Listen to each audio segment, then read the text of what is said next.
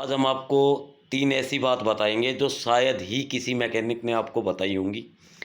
तो दोस्तों, हमारे पास ये बाइक खड़ी है और हम आपको बताते हैं कि जो BS6 के नीचे मॉडल होते हैं, वो चाहे कोई भी बाइक हो, जिनके अंदर कार्बोरेटर होता है, उनके अंदर हमें 3 चीज़ें क्या क्या करनी चाहिए जो कि हमारी बाइक के लिए बहुत ज़रूरी है।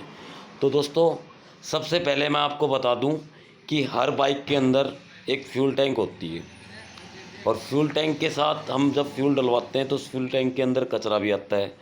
तो मोस्टली क्या होता है कि जब कचरा आता है तो हमारी ओवरफुल पाइप, यानी कि इस पाइप से हमारा जो फ्यूल है, वेस्ट फ्यूल निकल जाता है। मगर ये समस्या आई क्यों?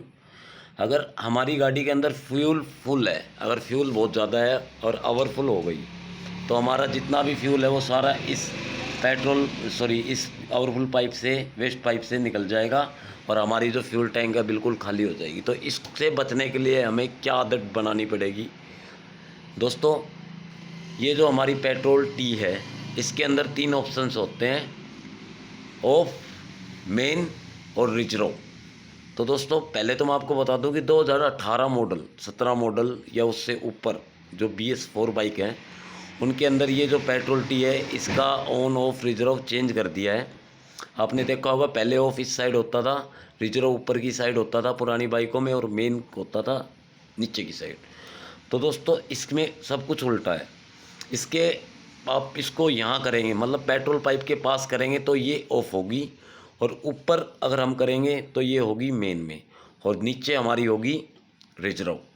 तो दोस्तों, रिजर्व किस लिए लगाते हैं आपको बता दें। जब हमारी बाइक के अंदर फ्यूल टैंक फुल करवाते हैं तो फ्यूल टैंक फुल करवाने के बाद हमें हमेशा इसको मेन में रखना है, ऑन में रखना है।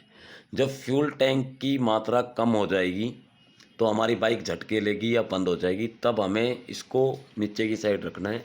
और नीचे की साइड रखने के बाद हमें ये पता चल जाता है कि हमारी बाइक के अंदर फ्यूल की मात्रा कम है और हमें इसको पेट्रोल पंप पे जाके फ्यूल और डलवाना है। तो पहली चीज़ तो ये है कि जब भी आप फ्यूल डलवाते हैं तो इस तेल को आपको ऑफ रखना है जब फ्यूल डलवाएं, क्योंकि फ्यूल डलवाते टाइम जो हमारी टंकी के अंदर कचरा होता है इस साइड में, दोनों साइड में तो वो फ्यूल की प्रेशर से उठ जाता है और जो हमारी पेट्रोल टी के ज़रिए कार्बोरेटर में चला जाता है। और दोस्तों, मोस्टली आपको खड़ी करने के साथ साथ इसको फ्यूल को ऑफ करना है। इससे कोई कचरा अगर कार्बोरेटर में आ भी जाएगा तो हमारे जो कार्बोरेटर की जो कटोरी होती है उसके अंदर 20-25 ml जो फ्यूल होता है वही फ्यूल वेस्ट होगा, ना कि हमारा पेट्रोल टैंक वाला। पहली आपको ये चीज़ याद रखनी है। दूसरा दोस्तों, हमें हमेशा इसको स्टीयरिंग लॉक करना है। स्टीयरिंग लॉक करने से हमारी जो लॉक की लाइफ है वो ज़्यादा होगी।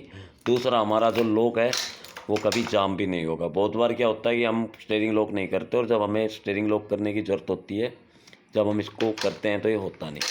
तो आपको ये चीज़ ध्यान रखना है, ये बहुत इम्पोर्टेंट चीज़ है। इससे आपकी बाइक भी सेफ़ रहेगी और आपको ज़्यादा परेशानी भी नहीं उठानी पड़ेगी। तीसरी बात क्या है आपको बताते हैं। हर बाइक के अंदर 2 स्टैंड दिए जाते हैं, एक मेन स्टैंड और एक साइड स्टैंड। तो आपको मैं बता दूं भैया, जब हम मेन स्टैंड पे बाइक लगाते हैं तो हमारी बाइक का जो इंजन ऑयल, फ्यूल, ऑवर की शिकायत ये नहीं होती। तीसरा, आपको बता दूं कि हमें अपनी बाइक में एक प्रॉब्लम होती है कि मैं आपको बता दूं, मोस्टली होती है, मेरे हिसाब से बहुत से भाइयों को हुआ होगा कि जब हम इसको साइड स्टैंड पे खड़ी करते हैं तो हमारी बाइक का जो चेचिस है साइड स्टैंड का, ये यहाँ से बिल्कुल ख़त्म हो जाता है। क्योंकि जब हम इसको साइड स्टैंड पे लगाते हैं तो दोस्तों, ये साइड स्टैंड पे लगा दी। साइड स्टैंड पे लगाने के बाद हमारा पूरा वेट बाइक का इस स्टैंड के ऊपर होता है। और बहुत से लोग क्या होते हैं, कहीं खड़ी करते हैं तो इस बाइक के ऊपर बैठते भी हैं या फिर इसको साइड स्टैंड पे ही घुमा के मोड़ते हैं। तो उससे क्या होता है कि हमारा जो चेचिस है यहाँ से गड़ जाता है, इसकी वेल्डिंग गल जाती है, जिसकी वजह से हमें इसको सही करवाना पड़ता है, वेल्डिंग करवानी पड़ती है। तो दोस्तों, इन चीज़ों से बचने के लिए आपको मेन स्टैंड लगाना चाहिए, क्योंकि मेन स्टैंड हुआ है ज़्यादा देर के लिए, और साइड स्टैंड यूज़ करना होता है कि कभी कभार हमें कोई काम आया, 5-7 मिनट का काम किया और चल दिए। इससे आपकी गाड़ी की लाइफ बनेगी। अगर मेरी बातें और मेरा समझाना आपको पसंद आया हो तो इस वीडियो को लाइक ज़रूर करें, शेयर ज़रूर करें। धन्यवाद।